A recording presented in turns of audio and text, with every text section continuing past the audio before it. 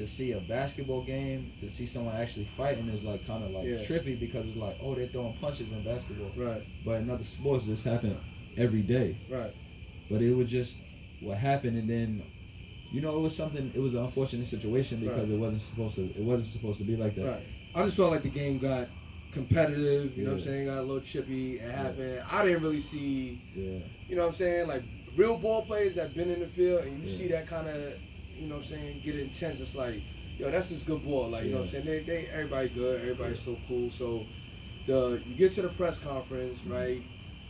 You talking your talk. You just coming out of a war zone, and you know what I'm saying. I felt the media definitely switched it and put their own narrative on it, and like the rest of the homies, dudes that I know play ball, we like, yo, we like that type of talk. When he talking, because we know how it is. You protecting your home court. You taking pride. You like, listen, man, we out here, man. Like, yo, zip them up. Anybody who comes step on this court and play against us, it's like, this is what it is. So it's a mentality. Like whatever company you own, whatever team you're running, whatever business you're running. Right. Like I said, you want the toughest people. When these college coaches come get us, they come to places simply because they know this is the kind of kid I want. When that game tough, when that game get a certain kind of way, this is the kind of kids I want.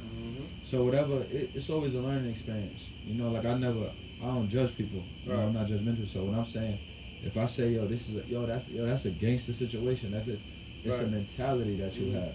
Right. It's not meaning that you out there doing certain. It's just a mentality of, yo, when I step on something, y'all, I'm taking it. Like, this is mine. Like, and this is what I was saying. But you know, things get blown out of proportion. Right. So that energy when you was doing it, like I'm at the TV. I'm like, I'm pumping my chest out. Like, yo, Hempstead in the building representing. Like, that's how you got to be on it. But you know what I'm saying, the media less literal but more figurative. Right. You know, that's how I felt that you was expressing yourself. Like you was talking that type of talk. That's what this podcast is about.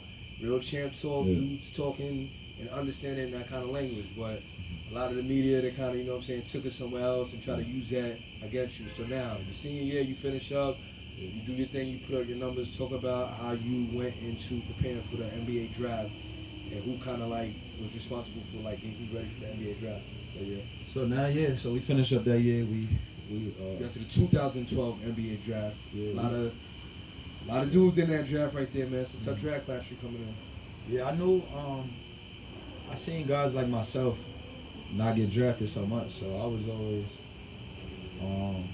hip to that and understanding that's a business. Right. Like, you know, every year, you know, I remember watching guys 6 feet, 5'11" like myself that scorer and end up overseas guys. So you know, if you look at me, I'm 5'11", I don't have like in this new era, like, and I came out of, people say I came out at a bad time because this is when the Steph Curry phenomenon, this when the Derrick Rose, this when the Russell Westbrook, this when the NBA was changing. Right. It wasn't no more pure point guards. Like, I look at guys like Charlie Ward and Chris Child. I'm 1,000 times better than them. Absolutely. But that's when the NBA, like, I was like the other day, I'm like, let me see how much Charlie Ward averaged in the NBA. Like, he started in the NBA one year, like 82 games, averaging 8 points a game. I like where you going with this, because you walking me right into where I want to go, bro. So now, going through the draft, I remember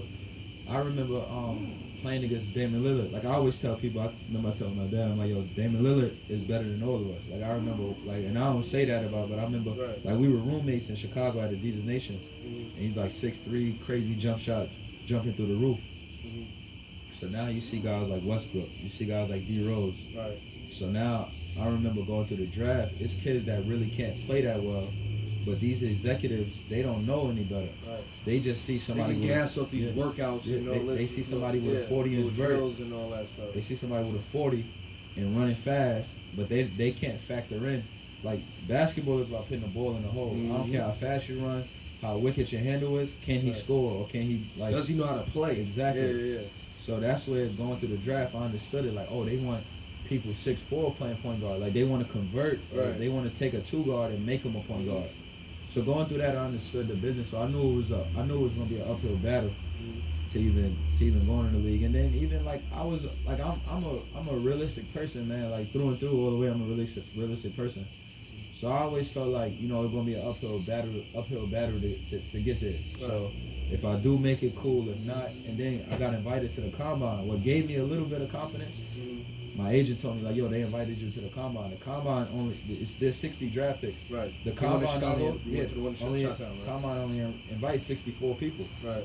So I was one of the 64, and I remember that'd have been disrespectful if they didn't invite you to that, because you was one of like, yo, bro, you was your senior year, bro. Like, and I remember going through the like when we did all the drills, like the bench press test and all that. I was one of the top 4 guards there when we did the shooting, all the basketball stuff. Right.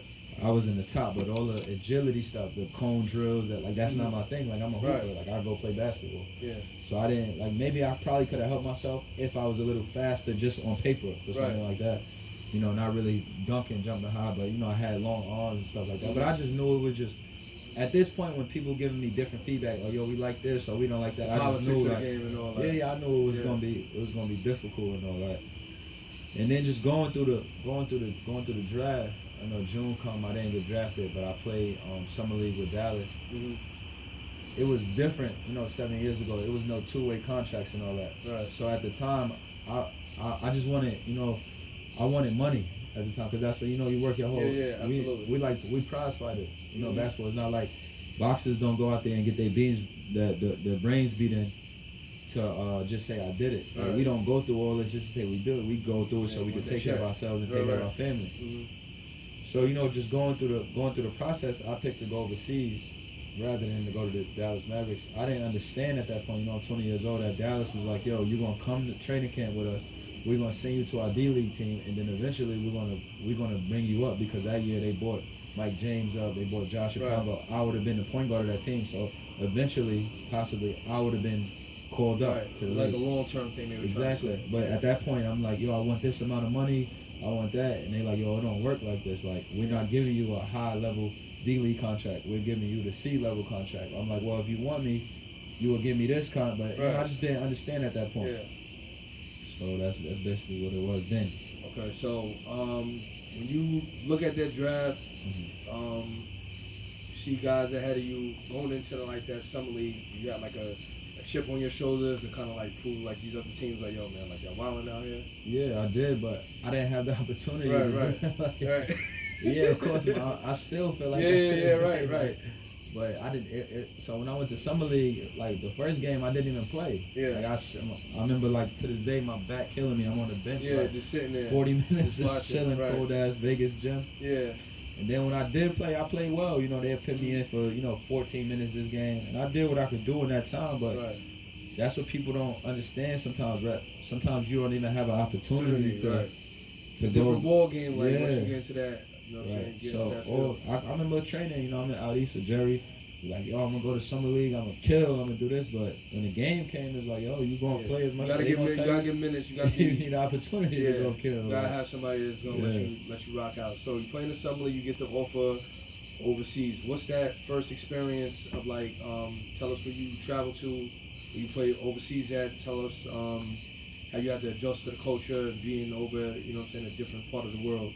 Yeah, so my first contract, like, so that when I say I didn't have opportunity, so all summer, say summer league is in July. They told me, Dallas told me in July, hey, we're gonna bring you to training camp. So now I'm home until October. I go to training camp. Actually, I go like a week early. Go there, train. You know, I'm with all the team and all that. So now 2 days in the training camp, they about to go overseas for a trip. My agent called me like, yo, Dallas cut you. I'm like, they cut me? I'm like, I thought I'd be here at least a month until the D-League started. Like, well, they cut you. They want you to go to their, so now I come home for a couple weeks. I'm trying to figure out what I'm going to do. Now the plan is still to go to the D-League, to their D-League team, the Texas Legends. But now we're just surveying, like seeing what the options is. So I'm like, all right, I'm going to go to the D-League team. But then now when I call my agent, and I'm like, all right, what contract they gonna give you? So like I said, they gave me they offered like a C level, like an A level, B level, C level at the time. They offered C level. So I wound up saying, nah, you know, I'm good. I'm like, nah, I'm good. And I go to Turkey. So I signed for like $10,000 a month. You know, I never had no money before. So to me, you know, like I signed for $10,000 a month to go to Turkey. And when I get over there, it's kind of like, I always call it destiny and displacement. Because my destiny, because like, I always had confidence that I could make the league, but I always knew like, man, this shit gonna be difficult. Right. So being overseas is probably my destiny, in all reality. But at the same time, I know like, man, I'm good enough to be in the league. Right. So I'm displaced from where I'm supposed to be because I'm over here. So I could never really, my first couple of years, get that in my head. I couldn't commit to being an overseas guy because I felt like I was better than overseas, or not necessarily better than overseas. I was better than the money I was making. So it was just, being in Turkey was different. I was there like I got there in November. I left like 3 days after Hurricane Sandy. I left like 3 days after like Hurricane Sandy. I go overseas, I'm playing, and it was just difficult. I'm playing for a coach that don't understand me. In all reality, I was like the most talented player on the team, but I was a rookie. Right. So they like, man, we ain't giving you the keys to the car, like. And then the rules were like, this is what I be trying to. People don't understand. They just see who. There was so many dynamics to Turkey because at that time we had 5 Americans, but only 3 of us could be on the court at the time. So we already had a point guard. You had to have 2 Turkish players on the court. Now I played in Turkey this past year. Now it's unlimited. Right. So if me and you together, we both point guards and we're the 2 best players, the coach gonna be like, go ahead. Like, before, it was like, nah, our point guard at the time, Lionel Chalmers, was a vet. He actually went to Xavier. I remember Lionel Chalmers, Lionel got drafted and all that. So he was already on New York. he was already on the team. But this is how timing and everything is right, because say soon as I didn't get drafted, if one of these overseas teams would have offered me a contract right away that I liked, maybe I would have signed a contract and then I would have been the point guard of that season. I would have been a point guard overseas that season. So now I would have did my thing and I would have been able to come back home that summer. But I go to Turkey, I wound up not getting paid. I'm barely playing. I got cut. I got cut with like maybe 5 games left because they owed me $30,000 that they didn't want to pay. So they're like, yo, yeah, we gonna get home. They called me in the office. They like, yo, listen, we gonna give you $5,000 today. They gave me $5,000 cash, and they're like, yo, we gonna send the rest of the money to you. I've never seen that money to this day, but it's just how the business is. So rather than me going to Turkey my rookie year and killing, and then being able to come home and play summer league, when I got home that summer, I didn't have no options. My agent was like, yo, we got one deal in Belgium. You gotta go there and play here. So this is how the business works. Like in your mind, you be wanting things to go this way and go that way, but it don't always line up the way you want it to go. See, and looking at your journey, you know what I'm saying, could be biased, you know what I'm saying, but watching your journey, like a lot of people, some may look at it as, oh, you overseas, you don't make the league. People look at like not playing the league as like you're unsuccessful, but listen, if you're playing basketball and you're getting paid to play basketball at a professional level and you're going to different countries, like, that's success to me. Like, yo, young kid from Long Island, out here on his grind, playing ball professionally, getting a check, playing against tough competition, different places, that's success. You know what I'm saying? Yeah, I see success as how happy you are. Yeah. But this is why I do things like podcasts sometimes, because I don't speak on jobs. Like the only way I ever earned money was playing basketball. Right. I don't know what it's like for someone to go to that 9-to-5 job or go to this. Like I ask my friends, like, yo, how's your job? Because I really don't know. Right. I don't just go and see. One thing about basketball, when you grow up in the places we grow, the first thing your parents do is give you a ball. Your uncle played, your brother played, your dad played, but they didn't play at a high level, so they don't really understand the business. They just know like, yo, I play ball too, so this is how it works. But you really don't understand the business and dynamics of how this and the elements of how this works. So this is why I try to explain, like, it's levels to people making money. It's levels to why this person not in this position. Is you got an agent that got, like, when you at a certain level, your agent has to make calls for you. Right. Sometimes your agent, like, your agent get 10% of your contract. So like, it comes to some guys out, like a couple of my friends, this happened to them in the NBA.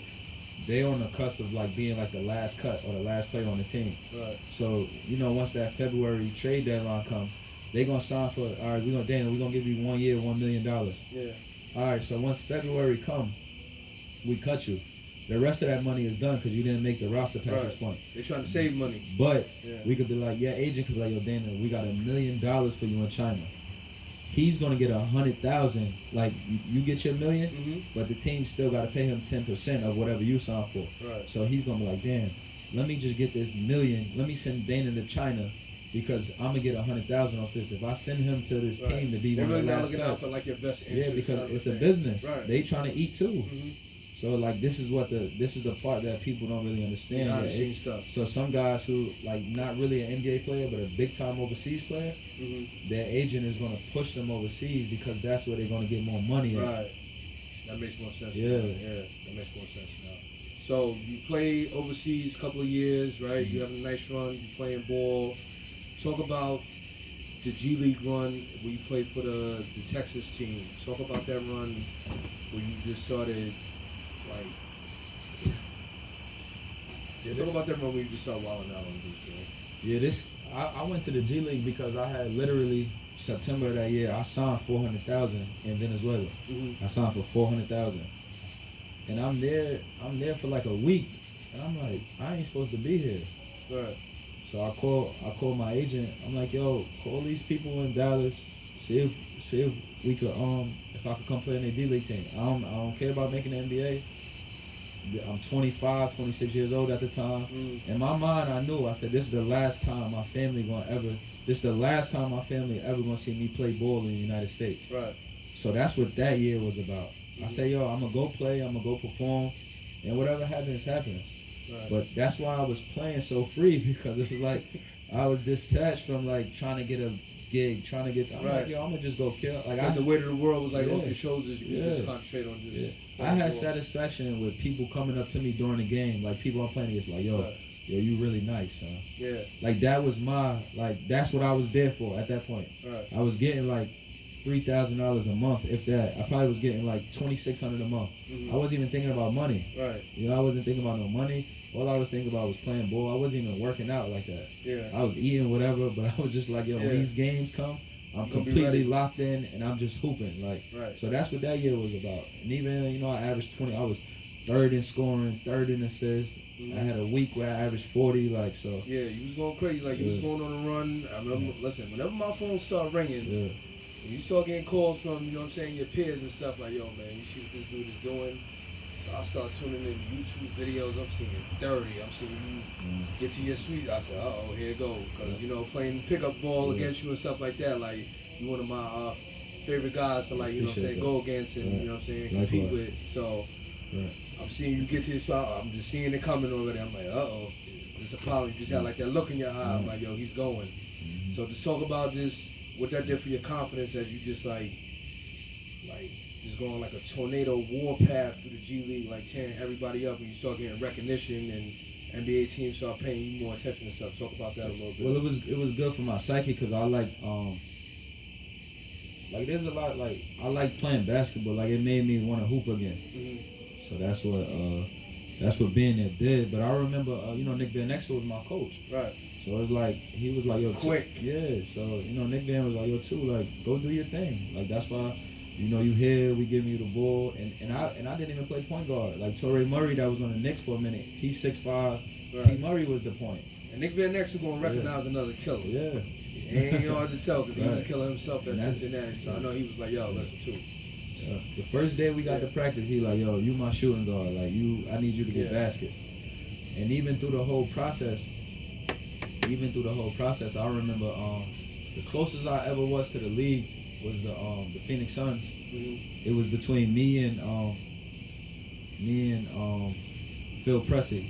Phil Pressey had got like maybe 2 or 3 call-ups. And I remember the Phoenix Suns, like, they wrote, like, it was all public news, like, Tu Holloway was the runner-up to Phil Pressey. The reason why they picked Phil Pressey is because he'd been in the league already, and it was just the easier option to go with. But that's literally, I literally was a runner-up to, like, oh, no, we're going to take him over him to a call-up. But I wasn't stressed over it, you know. Me not being in the league and stuff like that, I feel bad for my family. Because I'm okay, but I know my family, they don't understand. They feel like I got shortchanged. Whatever the case may be, you know, they had their own dreams of, yo, we gonna live like this, we gonna live like that. You know, but we still blessed in life. It's still good. But that's how I think. That's how I think about the league. Like when I went to the G League that year, I wasn't even thinking about getting called up because I knew it was the day I didn't get drafted. I pretty much had that in my head. Like, yo, you never gonna play in the league. Like, so get used to, you know, doing bouncing around, going different places, and just being on the grind. Right. So, you're still playing, you take great care of yourself. Talk about just the lifestyle overall of just playing ball and just taking care of your body and still doing it and playing at a high level and still knocking on that door. Like, I still believe, like, it's bound to happen. Like, you're gonna get that, you're gonna get signed. Cause like, I look at some of these guards in the league, I'm just like, it's mind-boggling sometimes. It's almost like same situation like Melo. It's like, look at some of these rosters, it's like, yo, I know my man's supposed to be on the league, but just talk about the lifestyle of just taking care of yourself, eating right, and just being a professional, man. Just talk about it a little bit. Yeah, as far as, I'm so used to doing it. The days that I wake up and not do nothing, I really feel guilty. Yeah. Like, literally, like, and it's been like that the last couple of weeks because I've been home, I've been on vacation, so, I gained a couple pounds. I haven't done much, but, it's a lifestyle. I get paid through my body. Right. If I can't run up and down the court, like, if you might be able to, people do certain jobs, you might be a trucker or something like that. You don't need to run. You could gain as much weight as you can. You can still make money. If my body don't work, I can't, if I'm not in shape, I can't go work for nobody. But, I dedicated my life to this. I've been doing this my entire life since I was a little boy, waking up early mornings, running sprints, running on the track, running on the beach, trying to eat well, trying to drink a lot of water, try to meditate, try to sit in saunas and all that, so it ain't no halfway in this. Because when you halfway, you don't get what you're supposed to get out the game because you're always being watched. You feel me? The basketball guards and everybody see what you're doing. So, I try to treat the game right. I try to treat my body right to keep being rewarded.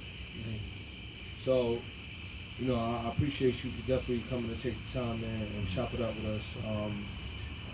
I know you don't really do too many of these things and, like, share, but I feel like, I do from Long Island and younger guards from Long Island, they definitely need to know your story and it's a different perspective and gives people an opportunity to see a whole different side of you that, like, a certain narrative can get painted of you sometimes. So it's important. This is what this platform is for. Like, I want all boys to be able to come and speak their truth, put their shit out there and let the people know what's real, man. So we ain't gonna hold you up, man. Just wish you the best of luck, man. Just keep torturing dudes, keep doing what you're doing, man. Don't stop. Like I said, man, gonna keep supporting you, keep rooting you on. Hempstead's finest, man. Tu Holloway, a.k.a. I call him Cradle to the Grave. Once he comes down the court and he starts backing you down like Sam Cassell, you in for a long day. Tu Holloway, appreciate you. Thanks for having me, man. Appreciate Hempstead's you. finest, man. We will do something like this again, man, in the future, man. Tu Holloway representing Strong Island. Be on the lookout, man. RealChampTalk podcast. Shout out to DMF producer. You know what I'm saying? Shout out to everybody in Long Island, man. We holding it down, man. Word. It's a wrap. Another one, man. Appreciate you, bro. Yo, that always love, so. You already know, bro. Yeah. How long was that shit? Hour and a minute. Oh, yeah. An hour? That was it? Yeah. Right on the dot. So you do it right on the dot, bro. See, yo, I'm doing this shit without even looking at the clock, bro. And I told him from the beginning, when I started doing this shit, I said, I only want my podcast to be an hour. And the first time I did it, I was even looking at my phone. I'm just getting quiet. I'm like, oh, shit, looking up. I'm like, yo, Jimmy, what's the time clock? He said, an hour. I said, oh, shit, that's how I gotta keep it. I don't want to do 2-3 hours. Because even when I'm overseas and shit, when I be bored, I watch, like, Drink Champs, Breakfast Club. Yeah. Nigga ain't got 3 hours. Nigga ain't got 3 hours. What's the longest you got? You, like I got like an hour. Keep it 100. Like Joe Budden podcast, I like split it. Like I may watch the can't first watch hour in the shit. morning. I may watch the rest of it. I watched him when he was If on I'm playing the other Madden, I show. can play the shit. Huh? If I'm playing Madden, I could just listen to it. Oh, you can listen to it. Yeah. See, but I like to look at. I like to see niggas' facial expressions. Like, you know, when you start seeing Nori get smacked, like I like to look at that shit. Funny. That Yeah, shit funny. yeah. That's what kind of like inspired me. Like I was watching their shit. I said, hold up, man.